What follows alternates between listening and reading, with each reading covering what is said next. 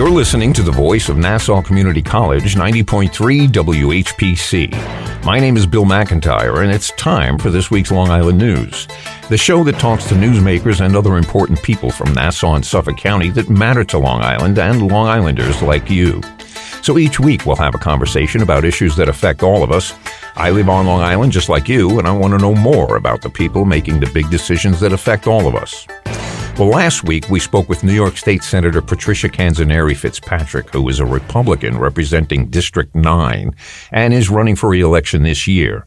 Well, this week we'll meet her opponent, Mr. James Lynch, who is running on the Democratic ticket. Mr. Lynch now lives in Nassau County and attended St. Adlabert School in Elmhurst, Queens, and Archbishop Molloy High School in Jamaica, before studying at Rensselaer Polytechnic Institute at Albany Medical College. He finished his training at St. Vincent's Hospital in New York City and fellowship at Columbia University, before starting work with the City of New York on a mobile crisis team and in private practice as a psychiatrist. Mr. James Lynch, hello and welcome to this week's Long Island News. Thank you, Bill. Thanks for having me. Oh, I'm glad you could make the time. I know campaigning can't be a fun thing. I got to tell you, it's a lot of fun. I'm having meeting people that I have no place meeting throughout this very diverse district. Has been a lot of fun. Yeah, right. I'm sure. Is it an eye-opener when you realize who your constituency is? Yes, because I've lived out here in Nassau County. My wife grew up out in Nassau County, and there are places and streets and neighborhoods that I have never gone into. Mm-hmm. I have my routines to take the train to the city, take the train home, take the Meadowbrook down to the beach, go to Long Beach at night. So many neighborhoods I've never been in before, and the life, the vitality is amazing. Yeah, that's cool. That's very cool. Now, I just read a short bio of you, but what do you want people to know about you personally and professionally? Anything else you think of? Sure. Well, I got into this. I grew up in a very political family in a very political neighborhood. My dad, my mom, they're off the boat Irish, and my dad cared about his union, his job, his city job, cared about his neighborhood, cared about his friends, and would go out 5 and 6 nights a week to events, benefits, wakes, organized in the St. Patrick's Day Parade. So we were raised in this. So I moved to Nassau County because that's what we were supposed to do. Mm-hmm. We started a family. My wife and I started a family. We have 2 great kids, and we wanted to buy a house. We were living in a 1-bedroom apartment in the city. We decided to come out to Long Island because it was convenient to where I work, and because it was near my parents, and I could get down to the beach, and we get into Manhattan, and it ticked a lot of boxes, and we were very happy to move here. And we made an investment. When about was that? What? 2007. Okay. Wow. Okay. And it's been great. Our neighbors have been great. My parents are not around anymore, but I still had a connection to the old neighborhood in Queens. Mm-hmm. And a lot of my neighbors throughout this district are from someplace else. Nassau was the place, the golden ticket. You come out here, you get the house, you get the white picket fence, you got the good schools so your kids can go to take a step up. You got the safe streets because this is what the values we shared. Mm. Last few years, not so easy. I'm a lifelong Democrat. I'm an immigrant son. I believe in my patients' fights. The people that I work with are people with chronic and persistent mental illness. Mm-hmm. We haven't done so good. And then I'm witnessing the politics of where I live. So I didn't like what I was seeing. I don't like transgender bans. I don't like taking vulnerable kids and putting a target on their back. Mm-hmm. I don't like casinos being built down the street. I don't like arming my neighbors, making them a militia. And these are the things that people are saying, that's what you should do. I've seen some of the people that were put forward as good representatives of me and my family. Some of them have been removed from office already. Some of them have already said things that I don't really like. And I asked for the opportunity not just to go against that, because that's easy, but what would you stand for? And I'll give you one of the things that I cared most about was driving around here. So we're living historically in a place that was farmland, and then it became the Gilded Age mansions, Long Island, and then it became the military bases. We're sitting in a military building right now. It's fascinating to me. Yes. And then it became the great American suburb. Levitt, Stuart Manor, where I live. Yeah. See, I've been here since then. I go down the 5 towns, and people were showing me maps of how the houses were planned out from farms in the 1950s. Yeah. So for the last 70 years, we've had an infrastructure that's based on being the great American suburb. An easy commute into Manhattan, safe neighborhood, good schools. We've made a few mistakes, though. We haven't invested in what our kids need, and more importantly for me, what our grandkids are going to need. Mm-hmm. So we're struggling with that. We have to invest in water, sewage. We have to invest in places that are schools. I look at this place from right now in Nassau Community College, built in repurposed military. You're in the hospital building. I'm in the hospital building. Right. Perfect. And more specifically, the morgue. Yeah, I had a feeling. So what fascinates me about is all the kids that are going to school here right now, when I talk to them, they say, we got to get a job and we got to find a place to live. Affordability. Oh, Nassau County is a great place as a suburb. Buy your house like I did. It's an expensive proposition. These kids, including mine, are looking at this and saying, I'm not sure how to do this. Never going to happen. Here's what I thought. But see, I don't want to interrupt. But this has been the MO of Long Island for 70 years, although it wasn't as crushing in the 60s and the 70s. Yeah. But people that graduated college around, they had to move too, because they either couldn't afford houses at the level they were at in the 70s and 80s, or didn't want to spend that kind of money. Maybe they didn't have family here, so they could go. But that's seemed to serve Long Island. You make your money here and you spend it somewhere else. That was always that's the tradition. Great idea, except I think... No, I think it's a bad idea. I think great idea for the past. Right. For the future, for my kids and for the kids that are attending the school, affordability is going to be a big issue. Yeah. Finding a place to live. So housing has to be an issue. You can't build housing without the infrastructure. So we're losing our water systems. We're losing our sewage systems because they're aging out. Our electrical grid, it's a problem. Yep. Our transportation system, they're getting old. We've done some small steps in the last 10 years. We got to tenfold increase that. The biggest thing for this place that I'm sitting at right now and all the other institutions of higher learning in Nassau County, Adelphi, Molloy, SUNY Farmingdale, SUNY Old Westbury, CDB Post, we need incubators. Because any job that starts on Long Island should be starting in a place of higher learning here. Around the country, any college you go to, including Rensselaer, has an incubator down the street. And it's designed to take a professor's idea and some of his students' ideas and put those into practice. And you give him a tax break and you put a roof over his head and you say, run with it. Most of those businesses are going to fail. Some of them are not. And some of them are going to be but even big. if they fail, one of the truths of life is you learn from your mistakes. You don't learn when you do things right. So it's almost a good thing that they get into business and they see it fail and they see why and they see how.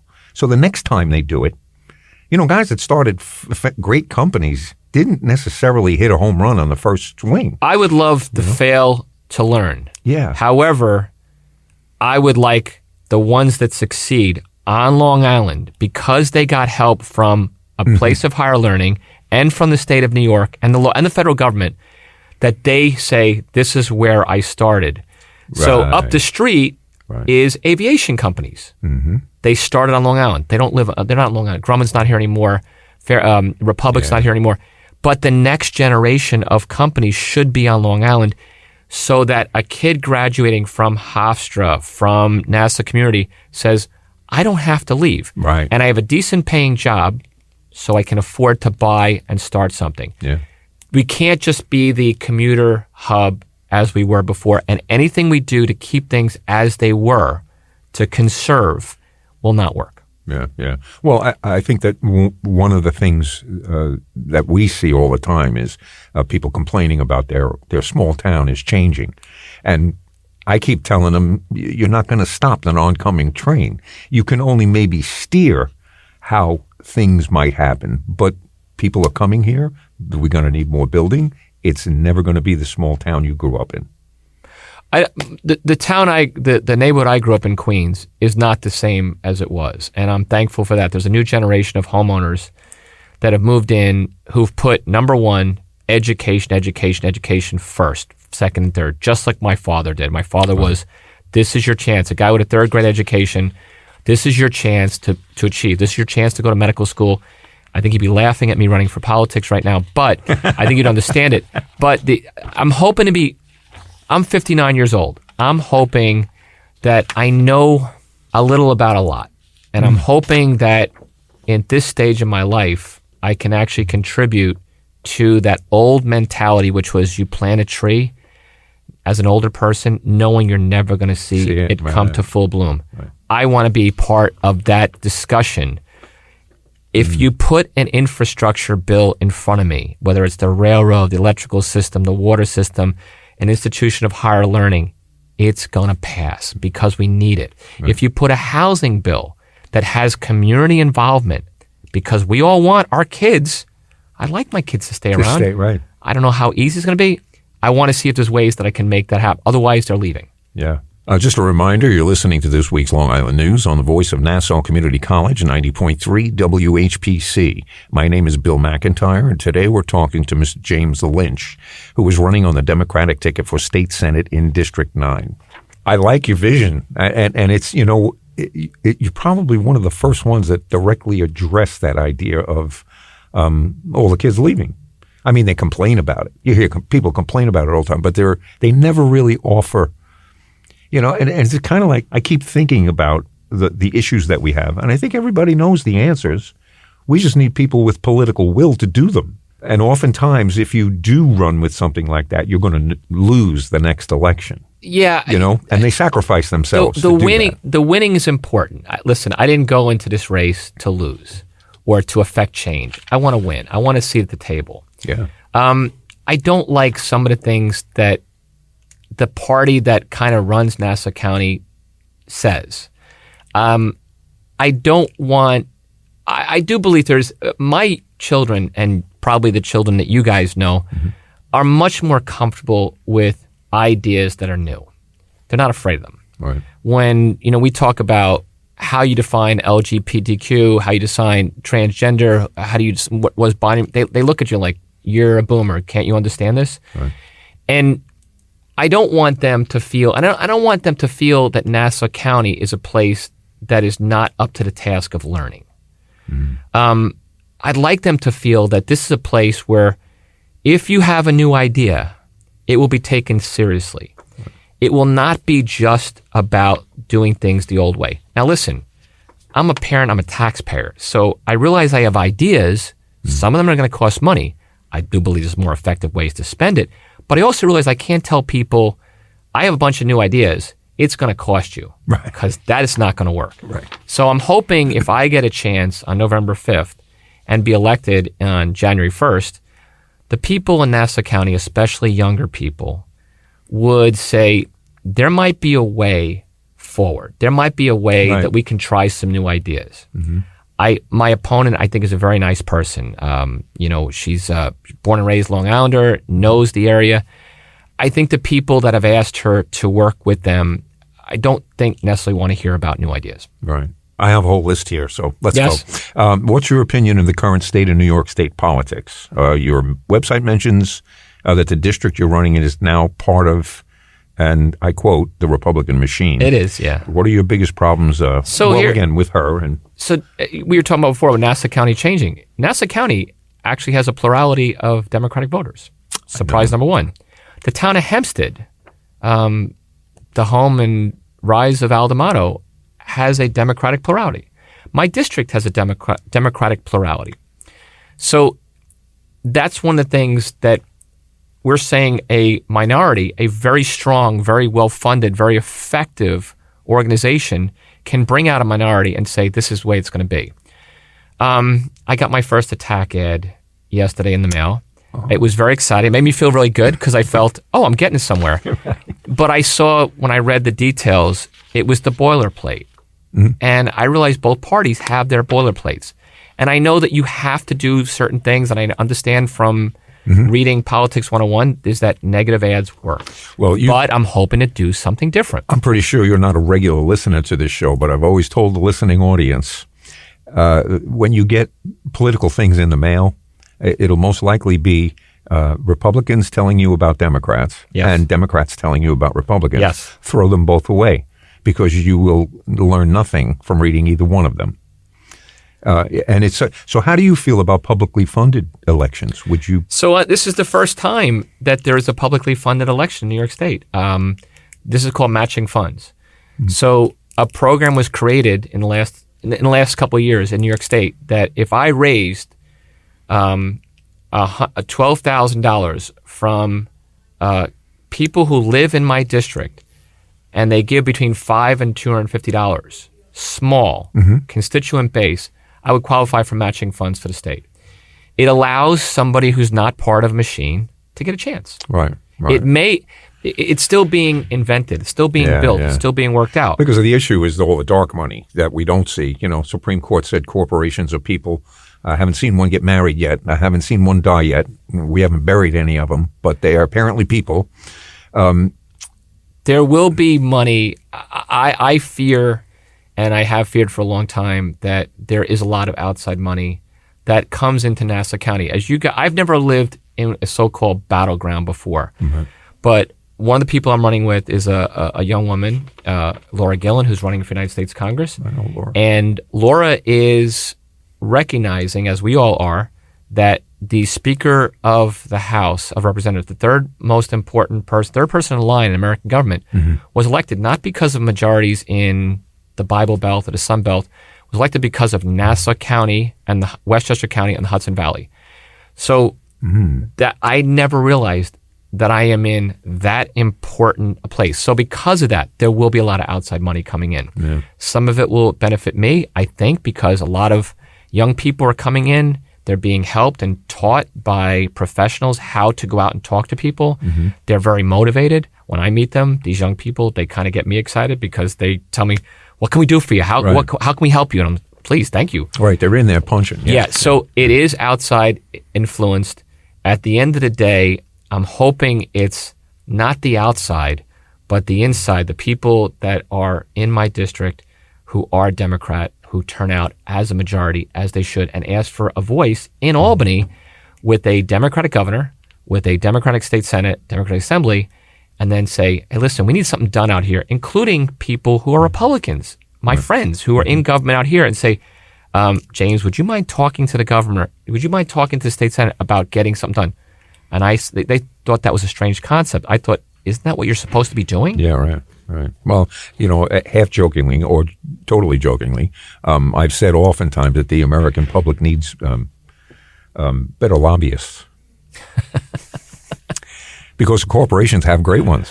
I've heard that, and I've realized it's a lot easier. Maybe this is what people talk about, how money affects politics. It's a lot easier to get one big check than to spend all day on the phone talking to people who give $5 or $10. Right. However, you learn a lot when you talk to and you ask people for $5 and $10 donations because they will tell you what they're dealing with. They'll tell you about the cost of their water bill. They will tell you about their car insurance costs. Yeah. And me as a doctor, they'll tell me about their health issues and more importantly, how they've struggled with their health issues, including with insurance. Right. And I said, I know how to do that. I know how to fix that. See, I come from a day when insurance meant you were covered. Done. We didn't have any of these, by the way, when you get to the office. I had a personal, I expected to pay a $600 bill when I got to the desk on the way out. All of a sudden, it was $1,350. Yeah. It's the surprise, they call it the surprise bill. And that hit people go into hospitals. They often get hit with surprise bills. My patients tell me about surprise bills all the time. I can spend a good day in my office, a good amount of the time in my day, calling for what's called prior authorizations. It's a lovely term. It means that my patient and me decide what we think is the right thing to do for their care, and then I have to ask permission. I have to call an actuarial to figure out if you're allowed to. Yeah, it's somebody who's aware of how much this costs. Cost containment in medicine is very important. We all get that.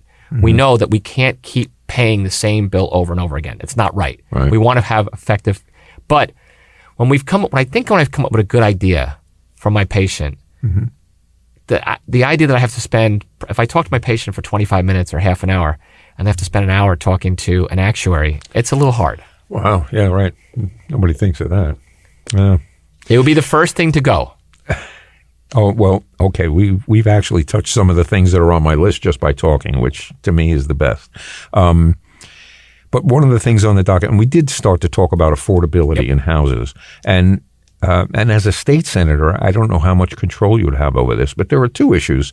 One is, is anybody looking at the idea that hedge funds are out there competing with single-family buyers of these homes, and people wonder why they can't afford a house because the guy standing next to them is, the head of an $800 billion hedge fund that really doesn't care what the price is. Tell me what it is and I'll buy it. I believe that's a national issue because Exactly. I know around the country, our friends have told us that the biggest buyers, the biggest now owners of housing stock are managed financial funds. Financial funds, because they don't think we should own anything. Locally, it's a different issue.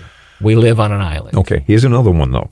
Kids in foster care, 18 years old, and you're done. You're out on the street. You age out. Right. And one of the issues with the age out is that the state has been taking the Social Security benefits of these kids to pay for their having stayed with families.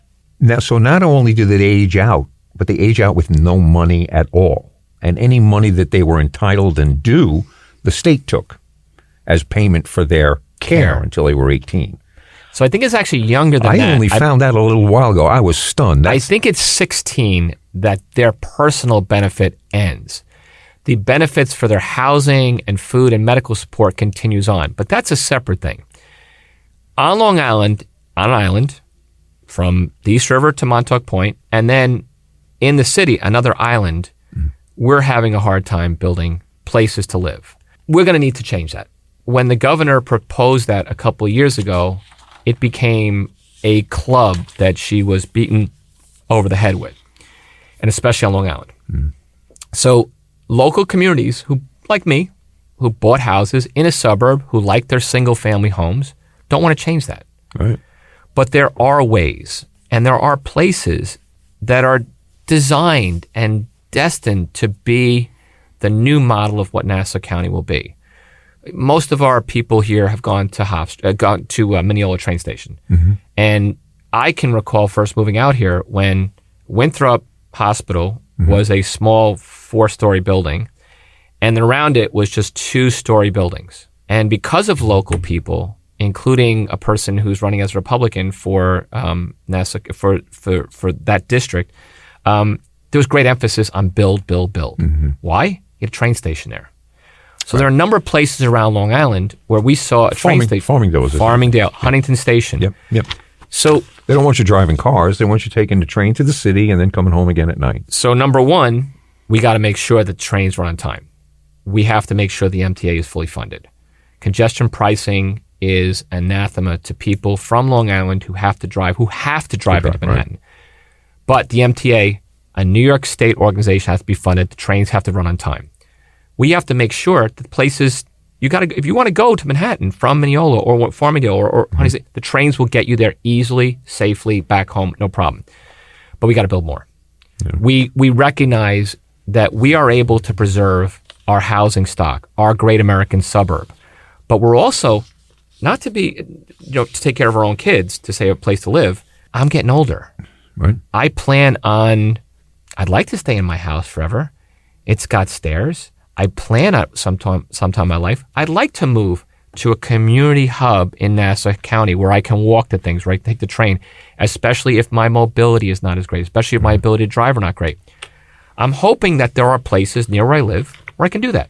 There should be. New York State is backing those, but not to the amount that they should. There are buildings going up right now that just was opened in Springs in East Hampton. There are ones being built in Franklin Square right now.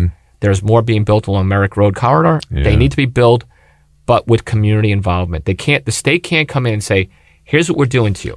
Without that, you're dead on arrival. Yeah, no, it reminds me of the possibilities of like a left rack city. Left rack, yeah. Starred City, Co-op City, left rack city. Right. But we don't want that here. I'll give you another example. You probably know in Queens, Electchester, built by a union, and the Electricians Union is one of those great American unions. Local 3. I have so many friends that grew up there. Fathers were Local 3. My father-in-law. And they built their own housing. $11.99 when I would work in Manhattan, on the East River in Manhattan, it's the 1199 complex. They took care of their workers. I would love that the state, in cooperation with the union, with the community group, the state says, we'll help you. Yeah. What do you want to do? I think we might start. I sense that there's an rise in the unions, and we may actually get to a place where that could happen. It's not. On my watch, if I can help it, every union in New York City, New York State, Long Island, Nassau County will have a very clear voice, because these are the jobs that made me what I am today. Hey, I'm a union guy. I was actually in Communications Workers of America, 1150. I was a shop steward. I was the head of the Community Services Committee.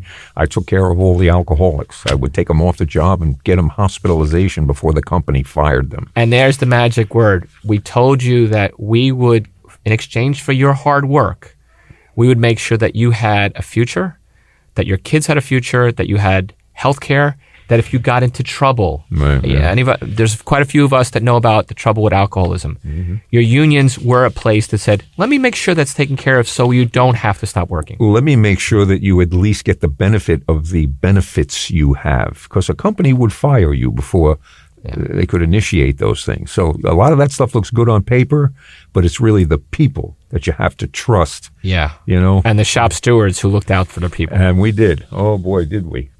I could tell you stories. We could have a long talk sometime. We will. Maybe we can next time. Yeah.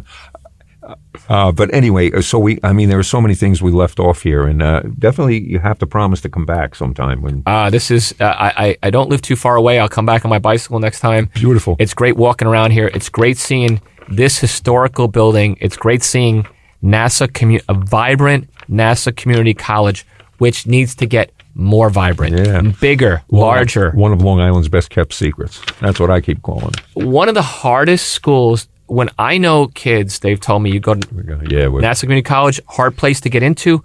The kids that succeed here can succeed anywhere. Yeah. Because they didn't have a lot of choice. And from personal experience, everyone that I know that has gone across the country to continue their education, the credits from Nassau were all accepted at any of those schools. There was not a school that turned Nassau down. And their ability to compete at the highest level after leaving Nassau Community. Yes. Yeah. Anything else you want to say before? November 5th, it's Election Day. Probably number 7 on the ballot on row A. So I encourage people, get your ballot early by mail. Vote early. Take your time. We think there's going to be big turnout on November 5th. So don't be rushed. I'm probably number 7 on the list. Please look for James Lynch. I thank you if you're willing to support me, I really appreciate it, and thank you. That's great. Very good. Let's see, where was I? Here we go. Again, my guest today has been Mr. James Lynch, who is running on the Democratic ticket for the state Senate in District 9. And we want to thank him again because he's in the middle of a campaign, and I'm sure he's busy. As a reminder, you can hear our interview with Mr. Lynch's opponent, New York State Senator Patricia Canzoneri Fitzpatrick, the incumbent and Republican, wherever you listen to podcasts, just by searching for this week's Long Island News and WHPC.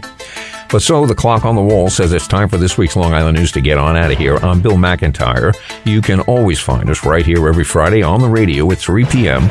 on the voice of Nassau Community College, 90.3 WHPC.